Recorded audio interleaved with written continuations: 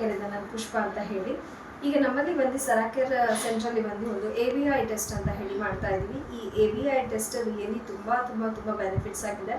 ಈ ಒಂದು ABI ಟೆಸ್ಟ್ನ ಒಂದು ರಿಪೋರ್ಟ್ಸ್ ಬಗ್ಗೆ ಇವತ್ತು ನಾನು ನಿಮಗೆ ಹೇಳ್ತಾ ಇದ್ದೀನಿ. ಅಪ್ಪದ ರಿಸಲ್ಟು, ಅಪ್ಪ ಹೆಸರು ಕೃಷ್ಣಮೂರ್ತಿ ಅಂತ ಹೇಳ್ಬಿಟ್ಟು ಅಪ್ಪದ ರಿಸಲ್ಟ್ಸ್ ನಾವು ನೋಡಬೇಕಾದಾಗ ಇದರಲ್ಲಿ ಯಾವ ರೀತಿ ಎಲ್ಲ ರಿಸಲ್ಟ್ಸ್ ಇದೆ ಅನ್ನೋದ್ರ ಬಗ್ಗೆ ಫಸ್ಟ್ ನಾನು ಹೇಳ್ಬಿಡ್ತೀನಿ. ಸೊ ಇದು ಏನಕ್ಕಾಗಿ ಮಾಡಿಸ್ತಾ ಇದ್ದೀವಿ ಅಂತ ಹೇಳಿದ್ರೆ, ಒಂದು 10 ವರ್ಷದಲ್ಲಿ ಬಂದು ಇವರಿಗೆ ಕಾರ್ಡಿಯಾಕ್ ಅರೆಸ್ಟ್ ಆಗಬಾರ್ದು, ಜೊತೆಲಿ ಬಂದು ಎಲ್ಲೂ ಬ್ಲಾಕೇಜಸ್ ಇಂದ ಅವ್ರಿಗೆ ಯಾವ ತೊಂದರೆನೂ ಬರಬಾರ್ದು, ಈವನ್ ಸ್ಟ್ರೋಕ್ ಪ್ರಾಬ್ಲಮ್ಸು ಕೂಡ ಆಗಬಾರ್ದು ಅನ್ನೋದಕ್ಕಾಗಿಯೇ ಈ ಒಂದು ABI ಟೆಸ್ಟ್ ಅಂತ ಹೇಳ್ತೀವಿ. ಈ ABI ಟೆಸ್ಟಲ್ಲಿ ಇವರ ಒಂದು ರಿಸಲ್ಟ್ಸ್ ಏನಂತ ಹೇಳಿದ್ರೆ, ಇವರಲ್ಲಿ ಬಂದು BMI ಟೆಸ್ಟ್ ಮಾಡಿಸಿದ್ದೀವಿ, ಜೊತೆಲಿ ಬಂದು ಅವರಲ್ಲಿ ಟೆಂಪ್ರೇಚರ್ ಟೆಸ್ಟ್ ಮಾಡಿಸಿದ್ದೀವಿ.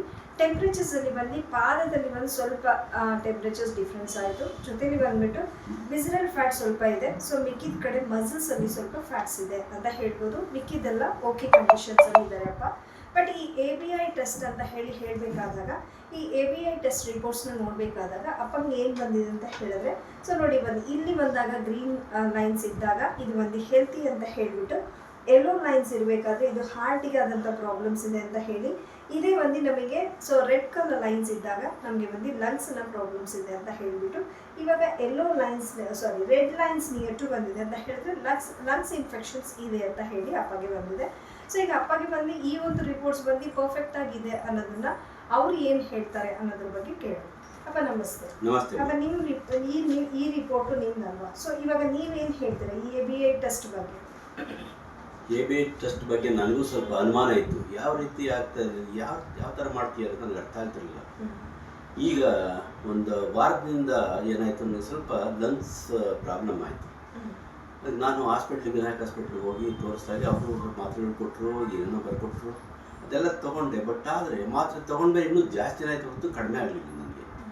ಸರಿ, ಏನು ವಿಧಿ ಇಲ್ಲ, ಅದ್ರಿಗೆ 2ನೇ ಒಪಿನಿಯನ್ ತೊಗೊಂಡು ಡಾಕ್ಟರ್ ಹತ್ರ ಬೇರೆ ಯಾರನ್ನು ತೋರಿಸಿ ಅಂತೇಳಿ ಆ ಡಾಕ್ಟ್ರು ರಾಜು ಅಂತೇಳಿ ಇದನ್ನೇ ಮುಟ್ಪಾಳಿಗೆ ಹೋಗಿದ್ದೆ. ಮೊನ್ನೆ ಸೋಮವಾರ ದಿವಸ ಹೋಗಿದ್ದೆ ನಾನು. ಸೋಮವಾರ ದಿವಸ ಟೆಸ್ಟ್ ಮಾಡಿ ನೋಡಿದಾಗ ಅವ್ರು ಹೇಳಿದ್ರು ಲಂಗ್ಸ್ ಇನ್ಫೆಕ್ಷನ್ ಇದೆ, ಅದಕ್ಕೆ ಮಾತ್ರೆಗಳು ಕೊಡ್ತೀನಿ, ಸ್ವಲ್ಪ ಅದು ಕ್ಲಿಯರ್ ಆಗಬೇಕು, ಇನ್ನೊಂದು ದಯವಿಟ್ಟು ಕೊಡ್ತೀನಿ, ಮತ್ತೆ ಬಂದು ತೋರಿಸಿ ಅಂತ ಹೇಳಿದ್ರು. ಈಗ ಸೋಮವಾರ ದಿವಸನೇ ನನಗೆ ಈ ಥರ ಇತ್ತಲ್ಲ ಪ್ರಾಬ್ಲಮ್ಮು. ಮಾರನೇ ದಿವಸ ಬಂದೆ ಸೆರೆಕೆರೆಗೆ ಬಂದಾಗ ಅವರು ಟೆಸ್ಟ್ ಮಾಡಿ ನೋಡೋಣ ಇವತ್ತು ಏನಾಗಿ ನೋಡೋಣ, ನಾನು ಹಾಗೆ ಕುತೂಹಲದಿಂದ ಕಾಯ್ತಾ ಇದ್ದೆ. ABI ಟೆಸ್ಟ್ ಮಾಡಿದ್ಮೇಲೆ ನನಗೆ ಇವಾಗ ಗೊತ್ತಾಯ್ತು, ಹೌದು ಕರೆಕ್ಟ್ ಲಂಗ್ಸ್ ಇನ್ಫೆಕ್ಷನ್ ಇದೆ, ಇನ್ಫೆಕ್ಷನ್ ಇರೋದ್ರಿಂದನೇ ಅದು ರಿಸಲ್ಟ್ ಬಂದಿದೆ, ಆ ರೀತಿ ಇದೆ ಅಂತ ನಾನು ಅದಕ್ಕೆ ಹೇಳಿದೆ. ಪರ್ಫೆಕ್ಟ್ ಆಗಿದೆ. ಇದು ಮಾತ್ರ ನನ್ನ ಏನು ಬಾಡಿಲಿ ಇರ್ತಕ್ಕಂಥ ಏನೇನು ಫ್ಯಾಟ್ಸ್ ಆಗಿರ್ಬೋದು ಮತ್ತು ಬೇರೆ ಏನಾದ್ರು ತೊಂದರೆ ಆಗಿರ್ಬೋದು ಅದನ್ನೆಲ್ಲ ಕರೆಕ್ಟಾಗಿ ವಿವರಿಸೇ ಇಲ್ಲಿ ಮಾಡಿಕೊಟ್ಟಿದೆ. ಆದ್ದರಿಂದ ಇದು ಪರ್ಫೆಕ್ಟ್ ಇದು ಅಂತೇಳಿ ನಾನು ಅಭಿಪ್ರಾಯ ಪಡ್ತೀನಿ ABI ಟೆಸ್ಟ್.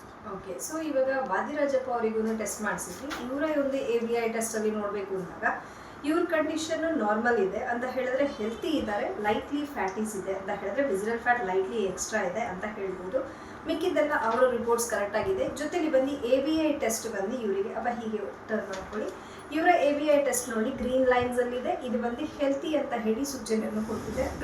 ಈ ಹೆಲ್ತಿಗೂ ಅನ್ಹೆಲ್ತಿಗೂ ಡಿಫ್ರೆನ್ಷಿಯೇಷನ್ ಅಂತ ಹೇಳಿದ್ರೆ ಇವರಿಬ್ಬರದೇ ಈ ಒಂದು ರಿಪೋರ್ಟ್ಸ್ ಬಗ್ಗೆ ನಾವು ಹೇಳ್ಬೋದು. ABI test is very best.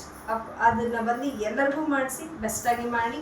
So just ಇದು ABI ಟೆಸ್ಟಿಂದ ಫ್ಯೂಚರಲ್ಲಿ ಬರುವಂಥ ಪ್ರಾಬ್ಲಮ್ಸ್ನ ನಾವು ತಡೆಗಟ್ಬೋದು. Thank you.